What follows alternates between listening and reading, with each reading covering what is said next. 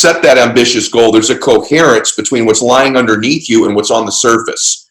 And that's why you know people, you all have someone you know that, boy, when they point their mind at something, it's almost like a weapon. When they point themselves at a dream, they draw it towards them.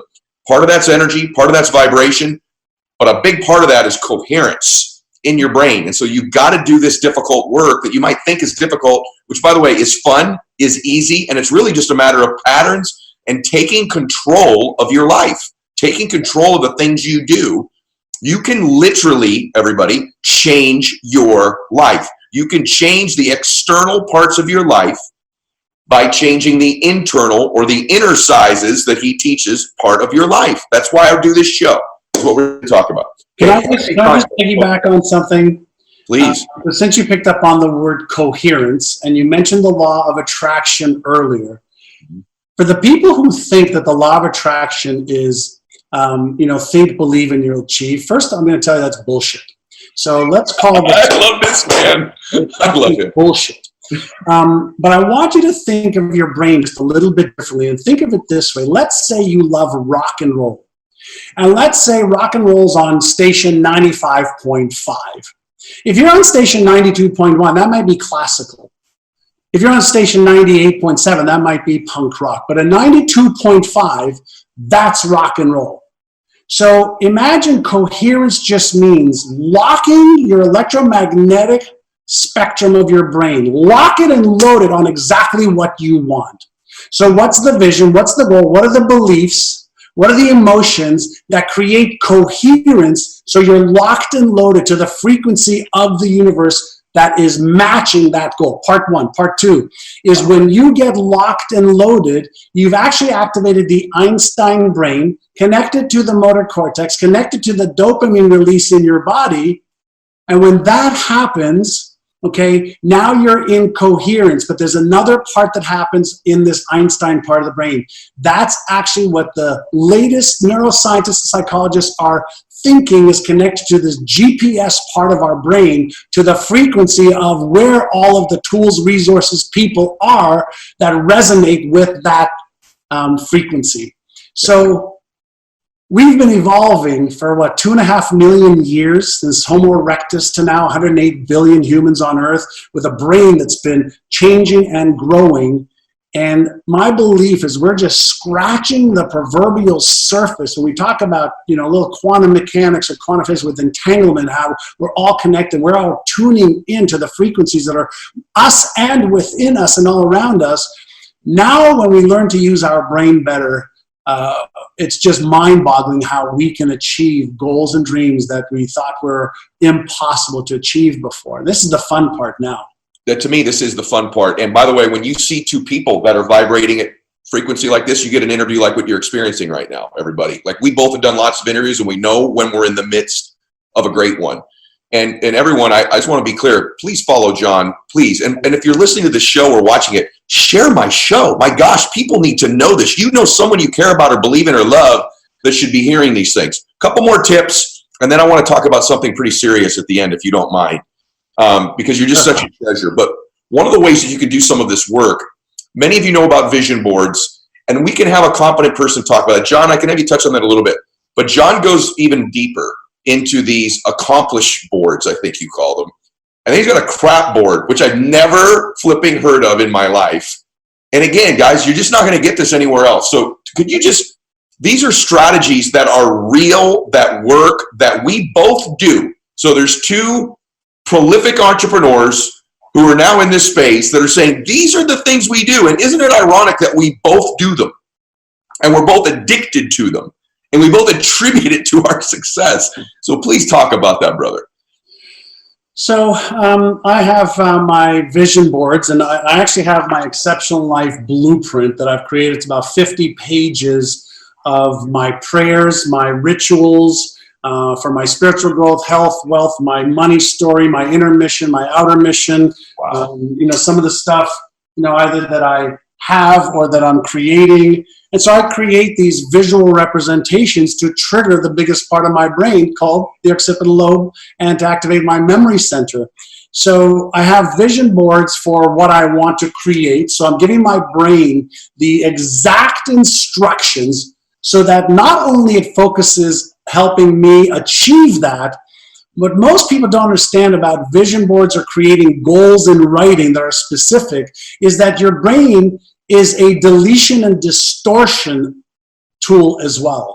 So if you give your brain the instruction of this is the stuff that's important to me for health, God, spirituality, charity, fun, experiences, my children, my mother, my father, myself, whatever it is, and you say this is what I want to trade my life for, delete and distort everything else. Now all of a sudden you're using your brain as a deletion and distortion organism in order to be able to help you hyper-focus on what you want. So part one is get absolute clarity on what you want so your brain helps you eliminate what you don't want. Part one. Part two, right? Part two is I tend to be a goal-seeking guy, right? And I used to not celebrate the small stuff. And I used to just like, you know, bigger goal, bigger goal, bigger goal, more, bigger, bigger. And somebody says to me, like, are you going to like slow down just to enjoy some of the stuff that you actually have done for yourself and for people in your family? And I was like, well, let me create an accomplish board. So good. So good. Right, Biggest so struggle for me too. Board. So accomplish board, you passed that test on your own 40 years ago. Celebrate that.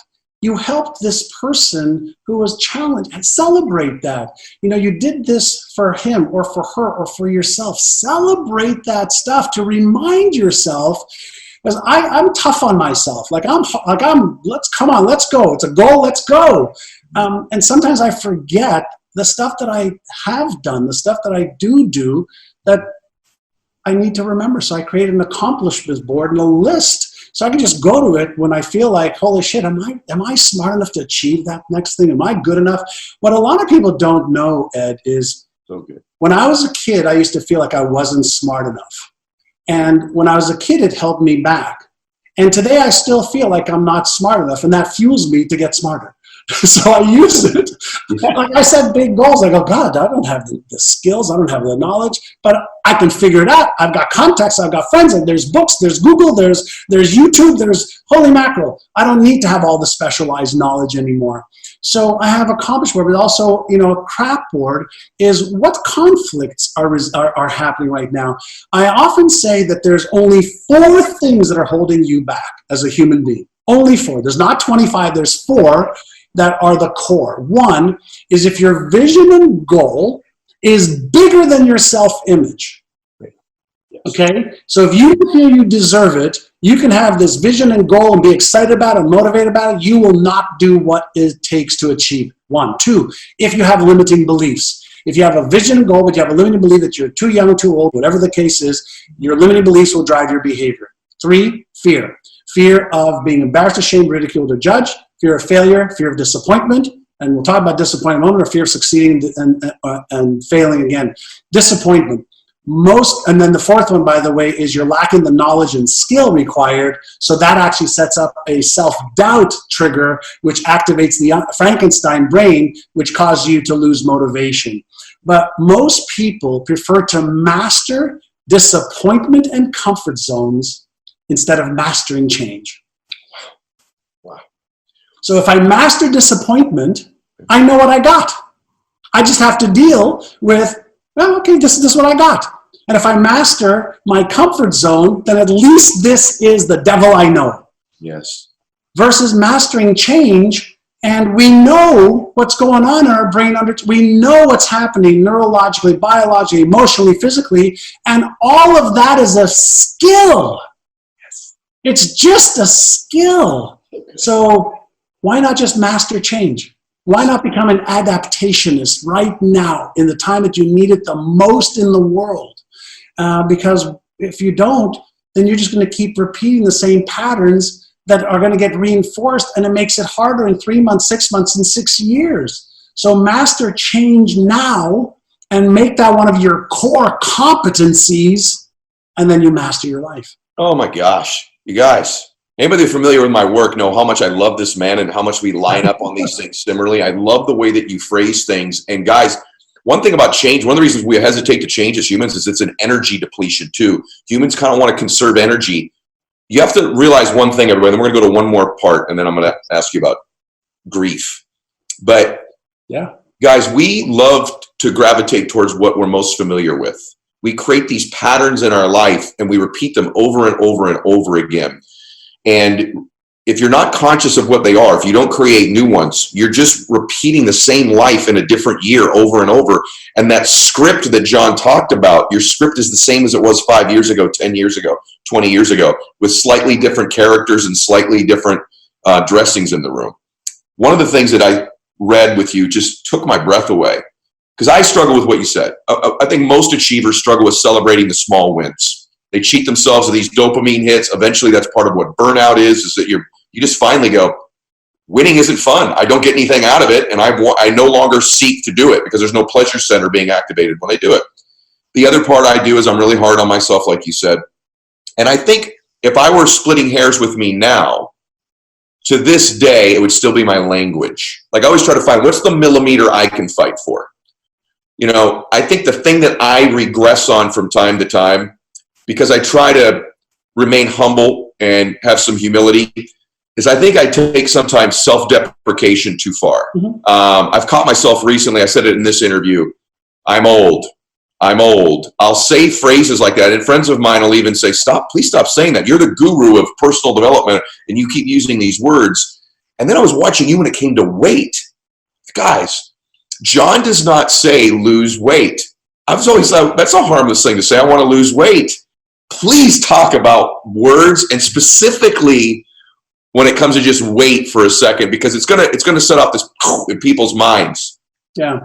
So you may or may not know this story, Ed, but 10 years ago, I was 238 pounds, 33% body fat, borderline hypertensive, almost full-on diabetes, severe sleep apnea, not in good shape. No, I did not. So I said, listen, you've done okay in business. You've done okay with your relationship. You're happily married. Great, this and that. Look at you. You're a physical mess. Yeah. And so words are really, really, really critical because there's something really important listening. And so if you're using words that you're reinforcing, if they're self-deprecating words, you're reinforcing a self-deprecating self-image, which means Frankenstein brain's going to be triggered by those words. So if you think about weight, what is it? Every pound is 3,500 calories of energy. Right? And so when you think about what do you do when you lose something? What have we been taught to do when we lose something? Try and find it. Go find it. Go get it back. So if weight is energy, I said to myself, what do I need to do to release this energy back into the universe, back in the form of hydrogen, oxygen, nitrogen, carbon, whatever it is, so that somebody else who needs it right now can use it? It served me long enough. I'm ready to release it and to change, my physique, to change how I feel, to change how I look. And my goal back then for my 50th birthday was to get into the best shape of my adult life for 50, which I did.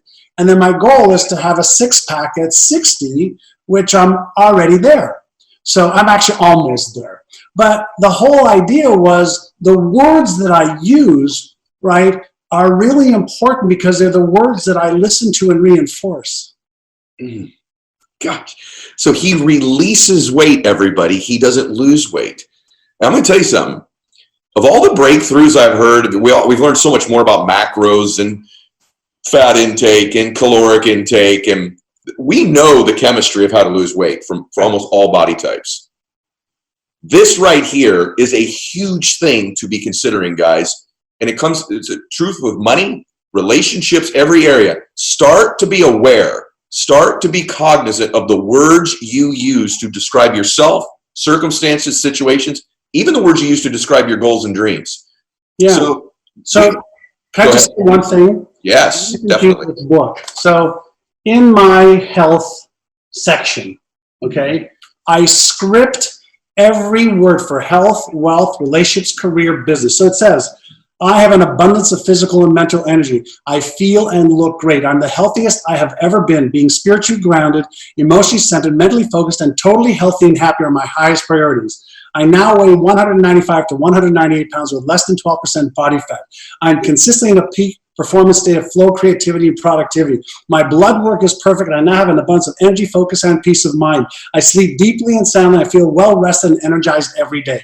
Now, I read this every day.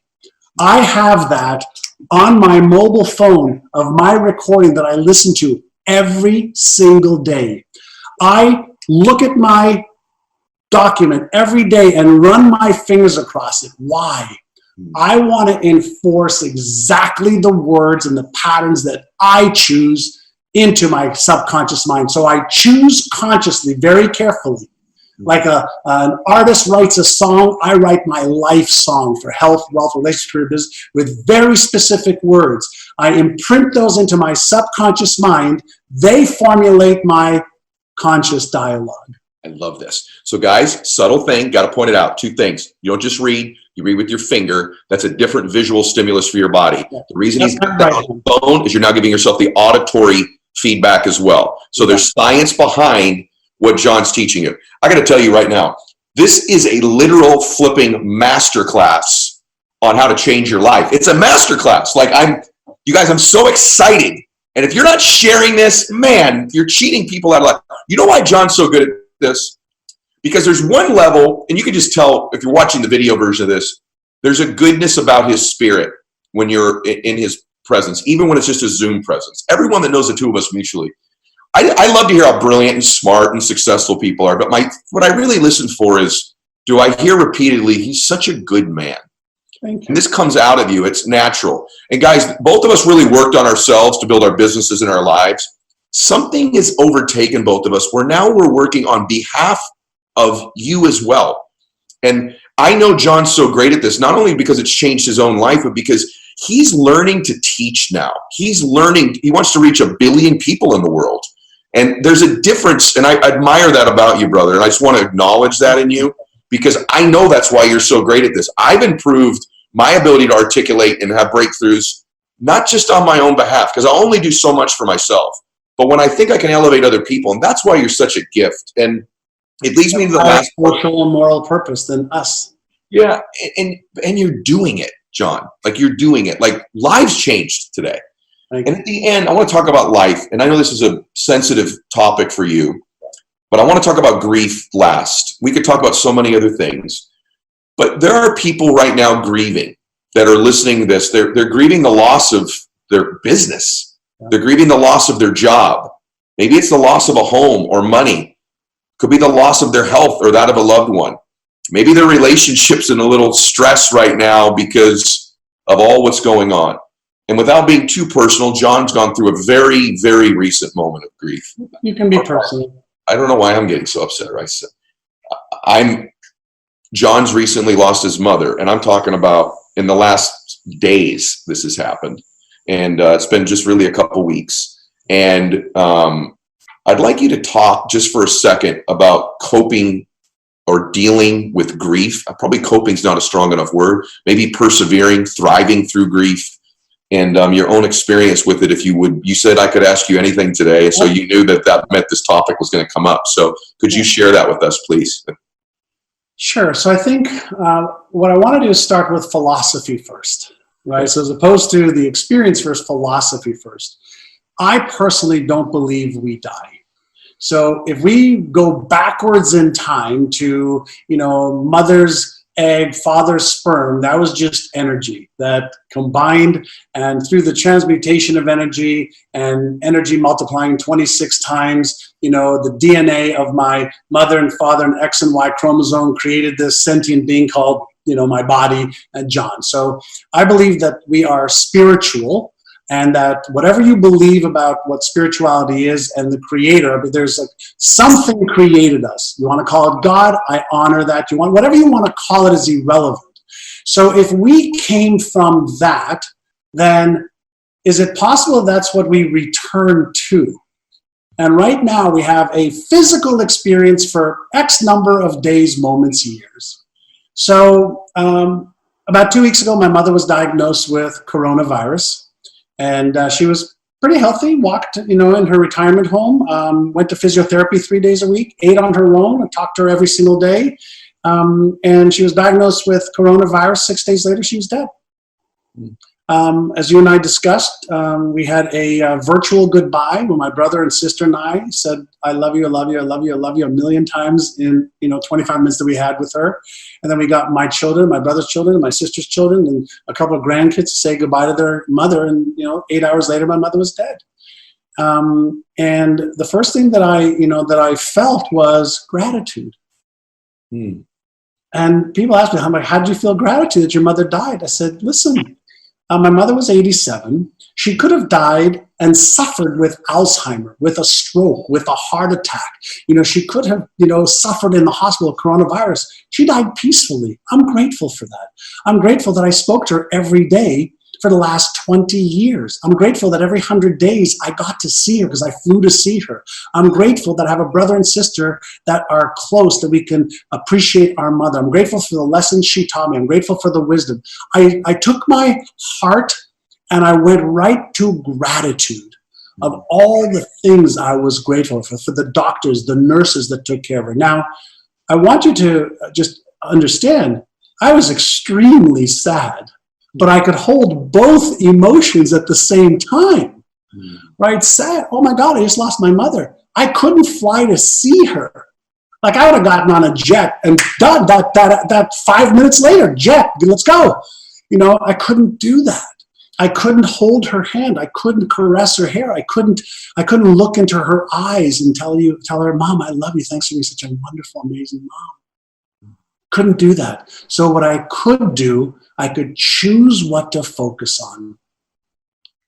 I could choose to focus on what I had control over. So we arranged for a virtual funeral for my mother, virtual goodbye, virtual funeral. My nephew was taking a video of my mother being put in the casket, she's already in the casket into the ground, and that was on Zoom. And I was grateful that I was able to do that versus nothing. So grief. A lot of times when we are focusing on what we've lost or what we're losing, we're not focusing on what we've gained. A lot of times we're focusing, on what's possible as a result of this. We tend to mono-focus, right, on either good or bad. I like it, I don't like it. It tastes good, it doesn't. It's hurting me, it's not. Well, what if you could learn how to observe both? What if you could observe the law of polarity in its entirety that says you cannot have an electron without a proton, an in without an out, an up without an down. You cannot have that on this planet, in this universe. So is it possible that with just a little bit of training, whether it's mindfulness or meditation or awareness, you can be sad, you can grieve, and be joyful and happy at the same time? See, it's when we are afraid that we're losing something that we've got that Frankenstein brain of ours saying, what if, what if, what if, what if, oh my God, oh my God, oh my God, oh my God, oh my God. And when we are in that state, we can't be focused on what are we going to do about it. Now, in a grieving state like with my mother, the only thing I want to do about it is make sure that we respect and honor her life and my brothers and sisters and my dad, etc. So I need to focus on that. And when we're talking about, a business going under, a relationship, that's unraveling right now, if you're focusing on all of the disempowering emotions and circumstances, you cannot be focusing on the solution to that possible problem. So you have to learn how to manage the emotions. And for those of you who don't know what that's like, I want you to fucking imagine, I just got really mad and that's so fucking funny.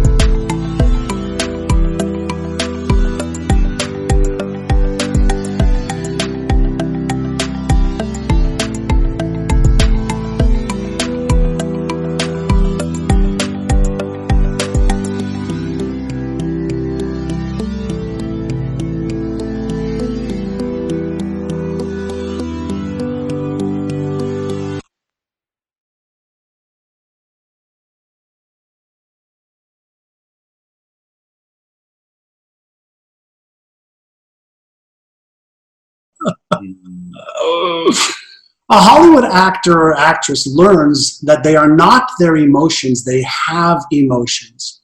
Now, everybody's going to grieve differently, but I want people to understand that you don't have to be disempowered in grief.